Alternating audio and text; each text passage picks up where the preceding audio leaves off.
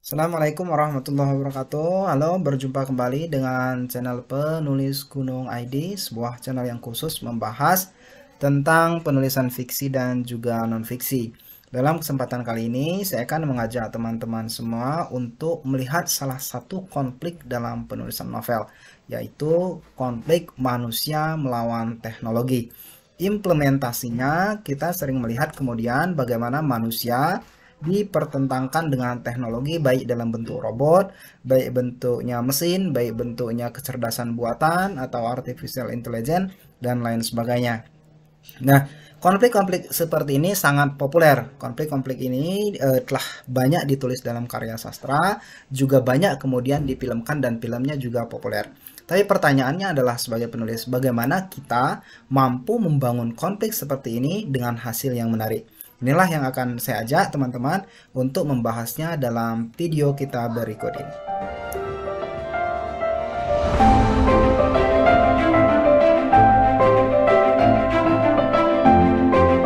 Nah, ketika teman-teman ingin membuat sebuah konflik dalam novel Anda menggunakan manusia melawan teknologi, ada 5 tips yang bisa Anda lakukan. Dengan 5 tips ini, Anda bahkan bisa membuat konflik manusia melawan teknologi untuk jenis apapun.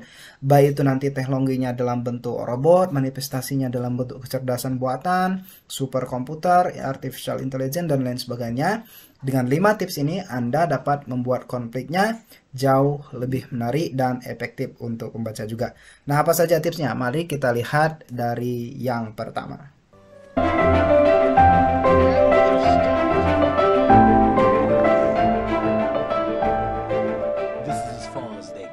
Tips yang pertama ketika Anda, teman-teman semua, ingin menulis atau ingin membuat konflik manusia melawan teknologi adalah dengan menjelajahi pertanyaan-pertanyaan tentang eksistensial. Nah, ini adalah pertanyaan-pertanyaan yang kemudian mampu memicu manusia untuk berpikir, kemudian menemukan jawabannya berdasarkan persepsinya sendiri.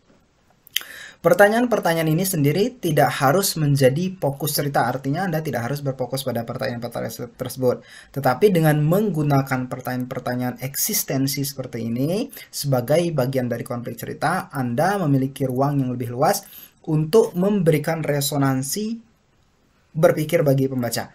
Nah, beberapa contoh pertanyaan eksistensi itu misalnya adalah seperti ini. Apakah mesin dengan kecerdasan buatan yang menyamai manusia dapat disebut sebagai manusia? Nah, ini adalah salah satu pertanyaan yang menarik. Bagaimana manusia membangun mesin, membangun robot, membangun kecerdasan buatan. Nah, ketika itu tercapai, mampu menyamai manusia, apakah ia dapat disebut sebagai manusia? Itu misalnya salah satu contohnya. Kemudian contoh yang kedua, apa artinya perasaan mencintai dan dicintai bagi sebuah mesin, robot atau kecerdasan buatan? Nah, ini kita sering lihat misalnya dalam beberapa film atau beberapa novel di mana konflik utamanya sendiri adalah keinginan robot, mesin atau kecerdasan buatan untuk memiliki emosi, untuk memiliki perasaan layaknya manusia. Ini adalah salah satu pertanyaan yang juga menarik dan seringkali diangkat dalam penulisan novel. Kemudian contoh yang ketiga misalnya adalah apa yang akan terjadi jika ilmu pengetahuan manusia melebihi kebijaksanaan mereka sendiri. Nah, ini antaranya ketika laju teknologi, kemampuan manusia untuk berkreasi, kemampuan manusia untuk menciptakan dan lain sebagainya itu jauh di atas kebijaksanaan mereka sendiri. Apa yang akan terjadi? Ini adalah salah satu pertanyaan yang cukup sering digunakan untuk memacu kreativitas menulis konflik cerita manusia melawan teknologi. Poinnya di sini adalah pertanyaan-pertanyaan eksistensial semacam ini tidak harus dijawab. Artinya Anda sebagai penulis tidak harus menjawab pertanyaan-pertanyaan tersebut. Pertanyaan-pertanyaan ini Anda sampaikan dalam plot cerita, dalam setting, dalam alur, dan lain sebagainya untuk kemudian mampu diimajinasikan oleh pembaca. Nah, jawabannya sendiri dari pertanyaan-pertanyaan tersebut akan dikembalikan kepada pembaca.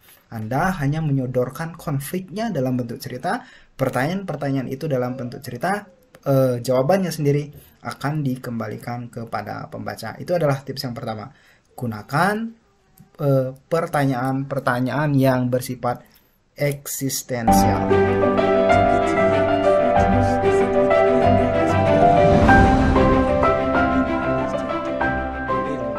Kemudian tips yang kedua, untuk teman-teman yang ingin menulis sebuah konflik manusia berlawanan dengan teknologi adalah dengan menampilkan perspektif non manusia atau perspektif bukan manusia.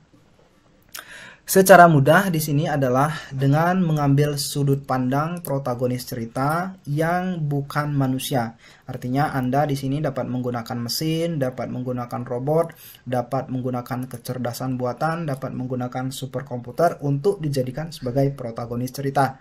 Nah, di sini kita akan melihat bahwa nilai-nilai yang biasa dianut manusia, nilai-nilai etika, moralitas dan lain sebagainya, itu tidak ada pada robot, itu tidak ada pada mesin, itu tidak ada pada kecerdasan buatan.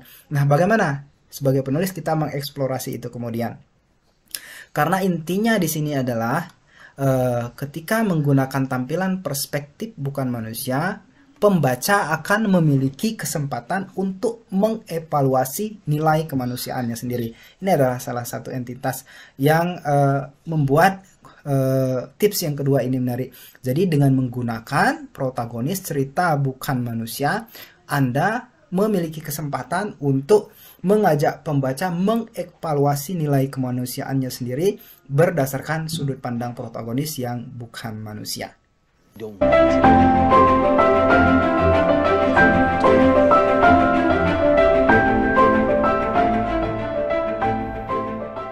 Kemudian tips yang ketiga yang bisa Anda gunakan dalam penulisan karya sastra dengan menggunakan konflik manusia versus teknologi adalah dengan mengintegrasikan atau mengkombinasikan antara konflik eksternal dan konflik internal. Manusia melawan teknologi itu adalah konflik eksternal atau konflik yang membutuhkan tindakan nyata yang dapat dilihat oleh panca indera. Sementara jika pertentangannya terjadi di dalam pikiran, pertentangannya terjadi di dalam benak manusia, di dalam benak tokoh cerita, maka ia masuk dalam konflik internal. Nah, kemudian untuk membuat ceritanya menjadi menarik, Anda dapat menggabungkan ini. Misalnya, ketika Anda menulis cerita manusia yang menjalin hubungan dengan robot atau kecerdasan buatan, ini tentu adalah konflik eksternal. Pada saat hubungan itu mendapat banyak pertentangan. Nah, namun ketika pertentangan hubungan tersebut muncul dari dalam pikiran tokoh cerita sendiri, maka ini kemudian dapat menjelma menjadi konflik eksternal. Jadi kombinasi pertentangan dari luar, kemudian kombinasi berintegrasi juga dengan pertentangan yang muncul dari dalam kepala tokoh cerita sendiri, ini akan menyempurnakan konflik dalam konflik eksternal dan internal sekaligus. Nah, ini adalah salah satu cara menarik untuk kemudian membangun konflik manusia melawan teknologi dengan memadukan antara konflik eksternal dan konflik internalnya.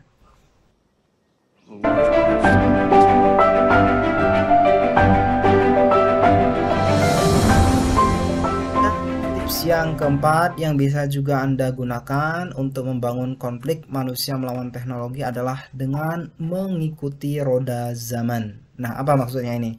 Maksudnya adalah dengan menangkap ketakutan, harapan, impian, kekuatan, kelemahan dari kemajuan teknologi yang muncul sepanjang zaman.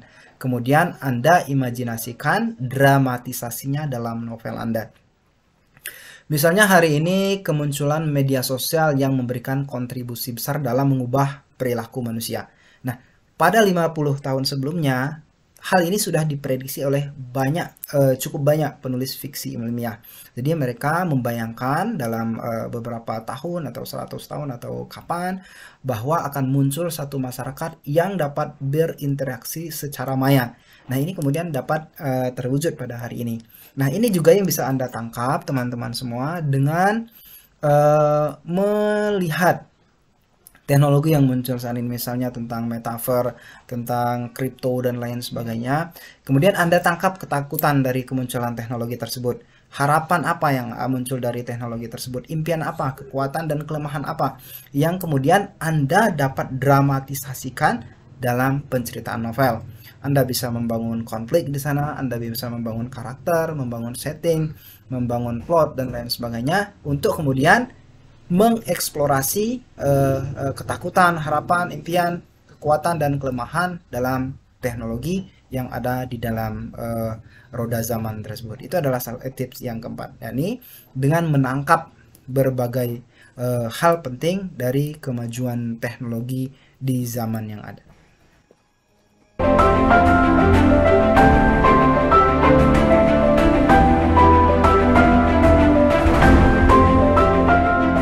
Tips yang terakhir ini adalah sangat teknis, sangat simpel sekali atau sangat sederhana sekali, yaitu dengan melatih kebiasaan menulis manusia melawan teknologi ini. Artinya ketika Anda ingin menulis novel manusia melawan teknologi yang kadang-kadang ini skup terbesarnya ada pada fiksi ilmiah, Anda sebaiknya melatih diri Anda untuk terbiasa menulis konflik seperti itu. Nah, Anda dapat menggunakan cerpen untuk memulainya. Artinya, Anda dapat menggunakan cerita yang lebih pendek, cerita yang skupnya lebih kecil. Nah, ketika Anda sudah terbiasa menggunakan konflik manusia melawan teknologi dalam skup yang lebih kecil, yang lebih pendek seperti cerpen, Anda kemudian akan lebih mudah untuk membangun konflik tersebut dalam cerita yang lebih besar seperti novel. Jadi dengan terbiasanya Anda membangun konflik-konflik kecil dalam cerpen yang bercerita tentang manusia melawan mesin, artificial intelligence, superkomputer dan lain sebagainya, Anda kemudian akan lebih mudah untuk membangun konflik yang sama dalam penulisan yang lebih besar seperti novel.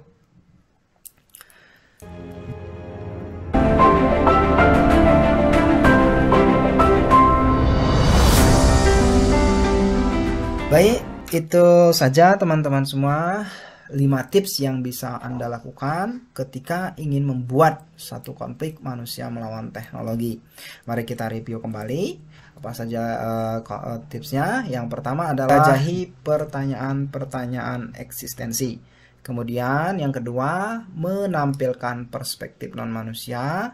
Kemudian yang ketiga, mengintegrasikan atau mengkombinasikan konflik eksternal dan konflik internal.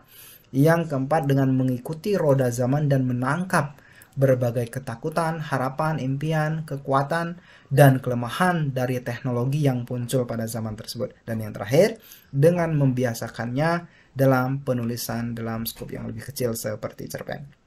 Baik teman-teman semua, terima kasih atas segala perhatiannya. Itu saja untuk video kita kali ini. Jika Anda memiliki kendala dalam proses penulisan, jangan ragu untuk berkunjung ke blog kami di penulisgunung.id dan menemukan bantuan di sana. Di sana juga Anda bisa mengikuti kursus menulis online, pelatihan menulis, dan juga memesan jasa ghostwriter untuk kebutuhan penulisan yang Anda butuhkan. Itu saja, terima kasih banyak atas segala perhatian Anda. Sampai jumpa. Assalamualaikum warahmatullahi wabarakatuh.